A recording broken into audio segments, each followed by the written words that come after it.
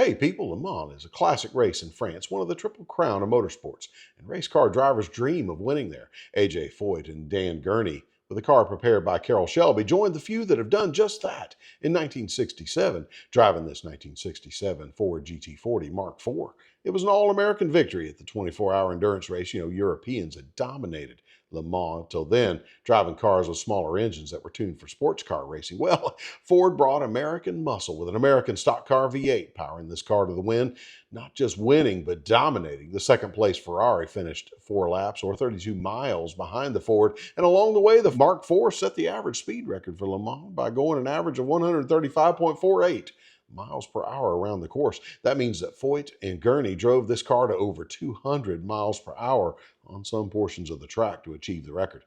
A 427 cubic inch or 7-liter, 500 horsepower V8 driving the rear wheels by way of a 4-speed manual transmission provided the power, and this 2,205-pound car delivered.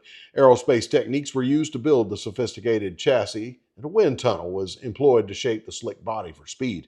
The drivers took the lead with 90 minutes to go and never looked back.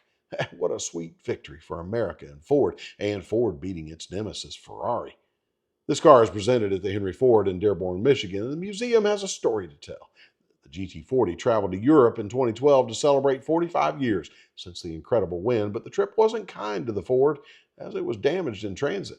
Henry Ford states that they're in the business of conservation rather than restoration, preserving cars as they were when the spotlight shone down on their iconic winning event. Hey, get this, Dan Gurney's AAR, the All-American Racers Company, they were chosen to conserve this car and bring it back to race-winning condition.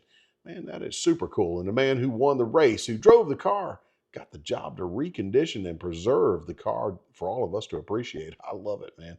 Also, Mose Nolan, a mechanic who worked on the car in 1967, was called on to examine the car and determine the car's originality. What he found was an intact and all-original GT40 Mark IV, just as he knew Ford had built it in 1967. Hey, here are some cool details. Damage to the fiberglass body frame occurred at the race when the team members sat atop it during the victory lap. That damage was preserved as history that should not be discarded.